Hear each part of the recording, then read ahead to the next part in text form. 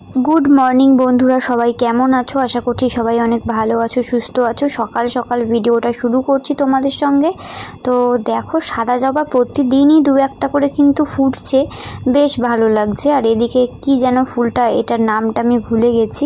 তো এদিকে কড়ি এসছে, আর এদিকে কিন্তু পদ্ম ফুলেরও ফার্স্ট টাইম আমাদের কড়ি এসছে। মানে এটা 1.5 বছর হয়ে গেল গাছটা লাগিয়েছি, এই এতদিন পরে পদ্ম গাছটায় ফুল হবে। আর এদিকেও একটা পদ্ম গাছ লাগিয়েছি নতুন করে। আর সকালবেলা না অনেক কাজ সেরেছি। তো দেখো, এদিকে কিন্তু দরজার পর্দাগুলো ধুয়ে দিয়েছিলাম। আগের দিন তো ঘরের জানালাগুলোর পর্দা সব ধুয়েছিলাম, আর আজকে ধুয়েছিলাম হচ্ছে দরজার পর্দাগুলো। তো চলো এখন হচ্ছে গিয়ে নিচে যাব। নিচে গিয়ে এখন হচ্ছে ঘর ঠর মুছবো। তার আগে একটা জিনিস করতে হবে, সেটা হচ্ছে গিয়ে আমার গাছগুলোতে দেখে আসলাম বেশ একটু সাদা সাদা পোকা পোকা ধরছে, কেন জানি না। তো তাই জন্যই এই ওষুধটা আর কি এখন ভিজিয়ে রাখবো। তো সারাদিন ভেজানোর পর আর কি বিকালবেলা আমি স্প্রে করে দেবো গাছগুলোতে। ওইদিকে আজকে একটা মাছ নিয়ে এসছে, সেই মাছটা আমি ঠিক জানি না, তো ওটা আমি করতে পারবো না রান্না, তাই জন্য মা করছে রান্না। ওটা বেগুন দিয়ে করবে আর কি। ওটা হচ্ছে বরফের মাছই, মানে কেমন যেন মাছটা, ছোটো ছোটো মাছগুলো আমি বুঝতে পারছি না, তাই মা রান্না করছে আর আমি এদিকে সব কাজগুলো সারছিলাম। এদিকে এটা কিন্তু গাছে দেবো বলে এই যে ওষুধটা ভিজিয়ে রাখছিলাম। বিকালবেলা যখন ছাদে উঠবো গাছে জল দিতে, তখন আর কি স্প্রে করে দেবো, তাহলে যদি পোকাগুলো মরে। জানি না এখন কি হবে, কতদূর কি হবে। যাই হোক, তাও আমি এগুলো ভিজিয়ে রাখলাম। তারপর ধরেছি আজকে বারান্দাটা। দেখো, এই সেলফটা পরিষ্কার করেছি, আর পুরো এক ব্যাগ এই যে আবর্জনা দেখতে পাচ্ছ, আরও একটা ব্যাগ নিচে রেখে এসছে। বাবাকে বললাম নিচে রেখে আসতে, তারপর আবারও এক ব্যাগ বেরিয়েছে, মানে 2 ব্যাগ পুরো আবর্জনা বেরিয়েছে এই স্ল্যাবটা থেকে। তো দেখো এখন কতটা ফাঁকা হয়ে গেছে। আবার এটা না ঢাকা দিয়ে রাখি আমি একটা ওড়না দিয়ে, ওড়নাটাও ধুয়ে দেবো। এই যে এটা শুকিয়ে গেলে আবার ঢাকা দিয়ে রাখবো। তো তারপরে এখন স্নান টান সেরে চলে এসেছিলাম ছাদে। ছাদে হচ্ছে গিয়ে এই যে পাপোশ টাপোশ সব কেচে দিয়েছিলাম। এগুলো যেগুলো শুকিয়েছে সেগুলো আর কি নিয়ে যাচ্ছি। পর্দাগুলো সবই শুকিয়ে গেছে, তাই এগুলো আর কি এখন নিয়ে গিয়ে দরজায় লাগিয়ে দেব, কেননা প্রচণ্ড তাপ হয়ে গেছে। এখন বাজে প্রায় 1টা মতো। তো এত তাপ হয়ে গেছে না, দরজার পর্দাগুলো না থাকলে ঘরে যেন আরও বেশি তাপ ঢোকে, মানে গরম হাওয়াটা ঢোকে আরও বেশি। তো চলো এখন নিচে যাই, নিচে গিয়ে আর কি দরজার পর্দাগুলো লাগাবো।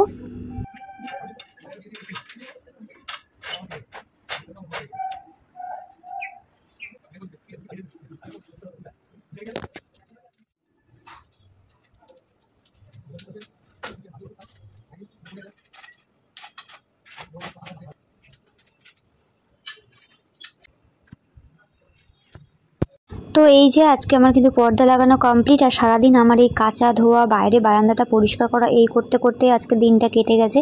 কেননা 2টো ঘর তো পরিষ্কার করে নিয়েছি, আজকে বারান্দাটাও কমপ্লিট। তো আমি শুয়েছিলাম, এখন বাজে 5:30, ঠিক আছে। আমাকে মাম্পিদি মেসেজ করেছে ছাদে আছি, একটু ছাদে আসুন, মানে অনেকদিন গল্প হয়নি সেই কারণে। আমি শুয়ে রয়েছি, বলছে এখনই আসো, আমি পরে পড়াতে চলে যাব। তারপর আমি জানলাটা খুললাম, খুলে দেখছি হ্যাঁ ছাদে বসে আছে। তোমাদেরকেও দেখাচ্ছি, কেননা ফোনটা চার্জে দিয়ে তারপর আমি ছাদে যাব, তো সেই কারণে তোমাদেরকেও দেখাচ্ছি।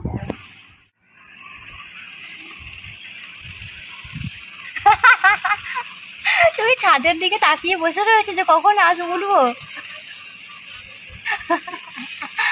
মানে দেখছে যে আমি কখন উপরে যাব, সিঁড়ির দিকে তাকিয়ে বসে।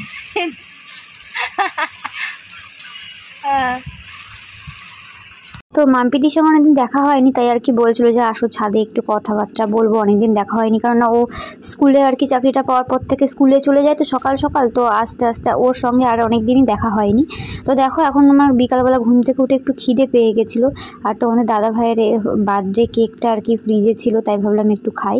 তো তারপরে খেয়ে দিয়ে চলে এসেছিলাম ছাদে। আর এই যে ছাদে এসে মাম্পিদির সঙ্গে অনেকক্ষণ গল্প করেছি, তখন আর ফোনটা নিচে রেখেছিলাম, তাই তোমাদের সঙ্গে শেয়ার করতে পারিনি। মাম্পিদির আবার স্টুডেন্ট চলে এসছে পড়াবে, তাই আর কি নিচে মানে গেল ঘরে। আর আমি এই যে গাছগুলোতে এখন ফোনটাও নিয়ে আসলাম তোমাদের সঙ্গে শেয়ার করবো বলে। সকালে যে ওষুধটা ভিজিয়ে রেখেছিলাম সেগুলোই আর কি গাছে যেগুলোতে পোকা লেগেছে, এই দেখো দেখতে পাচ্ছ সাদা সাদা কেমন কুড়িগুলোতে ধরেছে পোকা, সেইগুলোতে কিন্তু এই যে স্প্রেগুলো এখন দিচ্ছিলাম, এই ওষুধের স্প্রেটা। জানি না এখন কতদূর কি হবে। দেখো, যেই ওষুধগুলো দেওয়া হচ্ছে পিঁপড়েগুলো একদম ছটফট করছে, এদিক ওইদিক চলে যাচ্ছে। আর এত গাছগুলোতে এরকম হলে ভালো লাগে বলো? সুন্দর ফুল হবে কত সুন্দর, তার মধ্যে যদি পোকা টোকা ধরে ভালো লাগে না। যাই হোক, তো চলো এখন এই যে গাছে জল দেব, সন্ধ্যা হতে চললো, এখন ছাদ থেকেও নামবো, গাছগুলোতে জল দিয়ে ওষুধ দেবে তারপরে। আর এই সুন্দর পদ্ম গাছটাতে দেখো কিরকম ভাবে পোকা ধরেছে, পুরো মানে ডালটার মধ্যে পুরো সাদা হয়ে গেছে পোকা ধরে ধরে।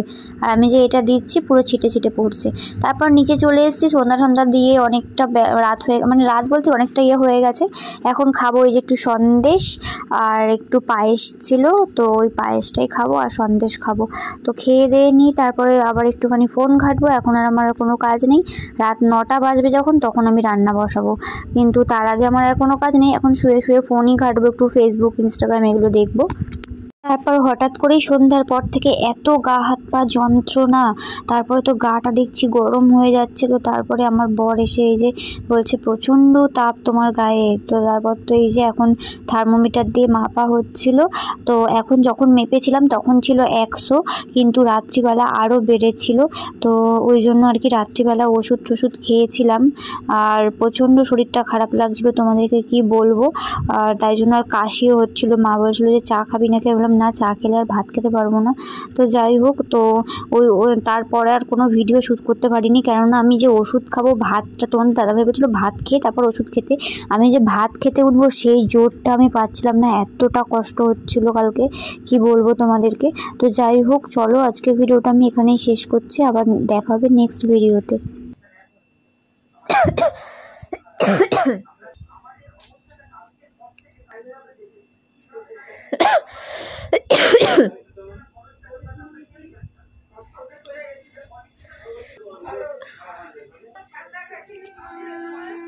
পায়েসটা নামিয়ে রেখেছিলাম তো কিছুক্ষণ। না না, পুরো ঠান্ডা খাইনি, পুরো ঠান্ডা খাইনি। দা তখন নামিয়ে রেখে গেছি তো, নামিয়ে রেখে ছাদে গেছিলাম। চা খাবো না, চা খাবো না।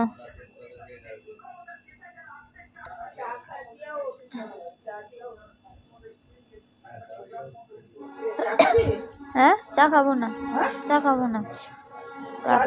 ভাতটা খেয়ে নি, চাটা খেলে আর ভাত খেতে ইচ্ছে করবে না। ভাতটা খেয়ে ওষুধ খেয়ে নি।